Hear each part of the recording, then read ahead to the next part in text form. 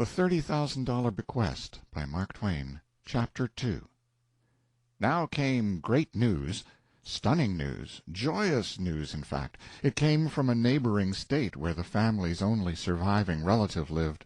It was Sally's relative, a sort of vague and indefinite uncle or second or third cousin by the name of Tilbury Foster, 70, and a bachelor, reputed well off, and correspondingly sour and crusty.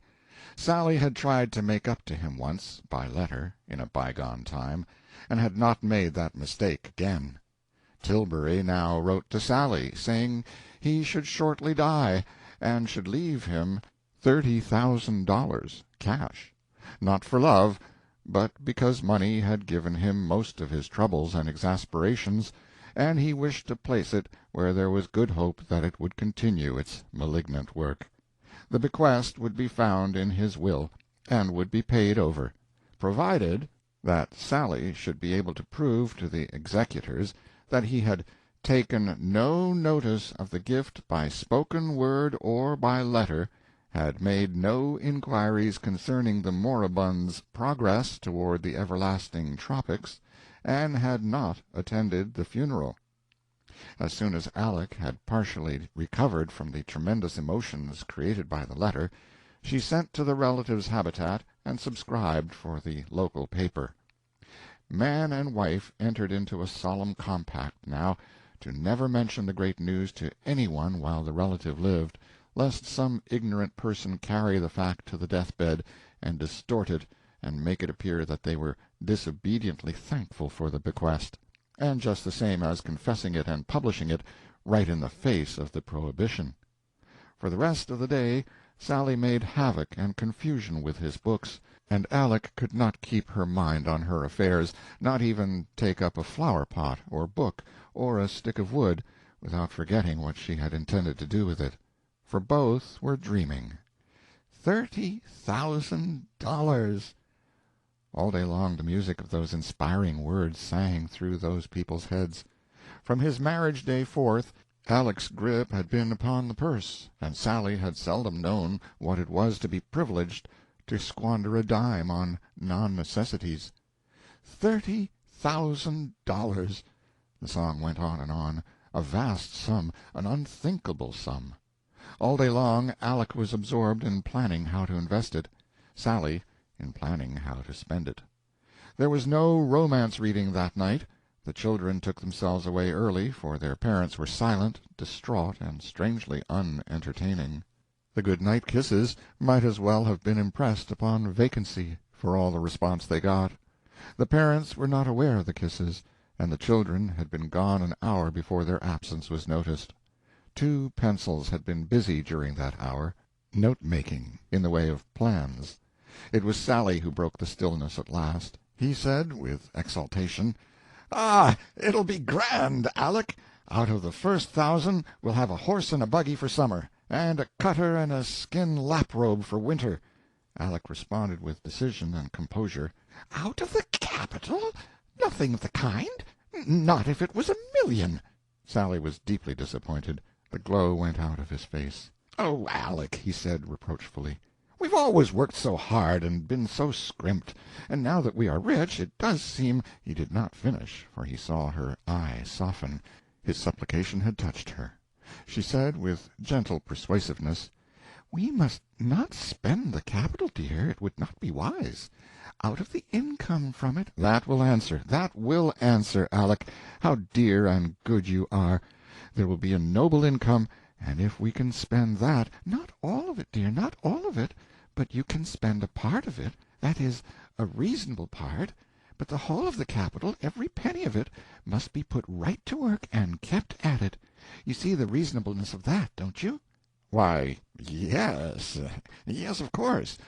But we'll have to wait so long, 6 months before the first interest falls due." "Yes, maybe longer." "Longer, Aleck? Why? Don't they pay half yearly?" "That kind of investment, yes. But I shan't invest in that way." "What way, then?" "For big returns." "Big? That's good. Go on, Aleck. What is it?" "Coal. The new mines. Cannel. I mean to put in 10,000, ground floor. When we organize, we'll get 3 shares for 1." "By George, but it sounds good, Aleck. Then the shares will be worth how much, and when?" "About a year.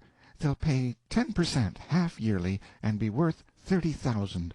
I know all about it. The advertisement is in the Cincinnati paper here." "Land! 30,000 for 10, in a year. Let's jam in the whole capital and pull out 90. I'll write and subscribe right now. Tomorrow it may be too late." He was flying to the writing desk, but Aleck stopped him and put him back in his chair. She said, "Don't lose your head so. We mustn't subscribe till we've got the money. Don't you know that?" Sally's excitement went down a degree or two, but he was not wholly appeased. "Why, Aleck, we'll have it, you know, and so soon, too. He's probably out of his troubles before this. It's 100 to nothing he's selecting his brimstone shovel this very minute. Now I think—" Aleck shuddered and said, "How can you, Sally? Don't talk in that way. It is perfectly scandalous." "Oh, well, make it a halo if you like. I don't care for his outfit. I was only just talking. Can't you let a person talk?" "But why should you want to talk in that dreadful way? How would you like to have people talk so about you, and you not cold yet?" "Not likely to be, for one while, I reckon, if my last act was giving away money for the sake of doing somebody a harm with it. But never mind about Tilbury, Aleck. Let's talk about something worldly. It does seem to me that that mine is the place for the whole 30. What's the objection?" "All the eggs in one basket, that's the objection." "All right, if you say so. What about the other 20? What do you mean to do with that?" "There's no hurry. I'm going to look around before I do anything with it." "All right, if your mind's made up," sighed Sally. He was deep in thought a while. Then he said, "There'll be 20,000 profit coming from the 10 a year from now. We can spend that, can we, Aleck?"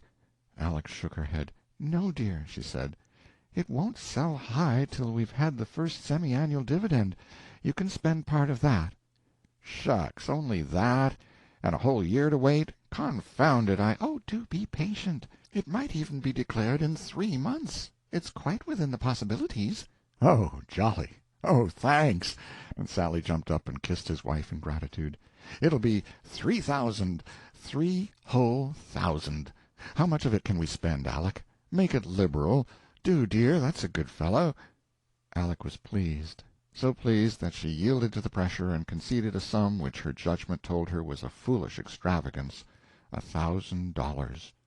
Sally kissed her half a dozen times, and even in that way could not express all his joy and thankfulness. This new access of gratitude and affection carried Aleck quite beyond the bounds of prudence, and before she could restrain herself she had made her darling another grant, a couple of thousand out of the 50 or 60 which she meant to clear within a year out of the 20 which still remained of the bequest. The happy tears sprang to Sally's eyes, and he said, "Oh, I want to hug you," and he did it. Then he got his notes and sat down and began to check off, for first purchase, the luxuries which he should earliest wish to secure: horse, buggy, cutter, lap-robe, patent leathers, dog, plug hat, church pew, stem winder, new teeth. "Say, Aleck." "Well?" "Ciphering away, aren't you? That's right. Have you got the 20,000 invested yet?" "No, there's no hurry about that. I must look around first, and think." "But you are ciphering. What's it about?"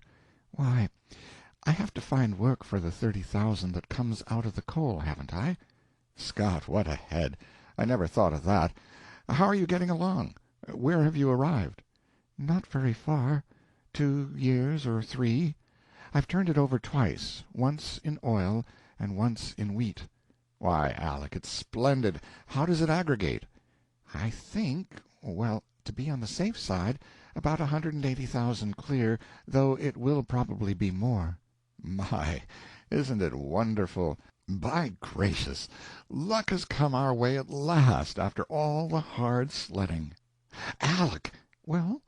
"I'm going to cash in a whole 300 on the missionaries. What real right have we to care for expenses?"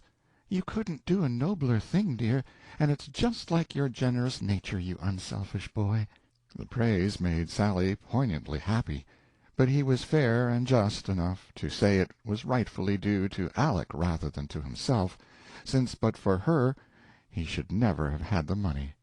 Then they went up to bed, and in their delirium of bliss they forgot and left the candle burning in the parlor. They did not remember until they were undressed. Then Sally was for letting it burn. He said they could afford it, if it was 1,000, but Aleck went down and put it out. A good job, too, for on her way back she hit on a scheme that would turn the 180,000 into 500,000 before it had time to get cold. End of chapter 2.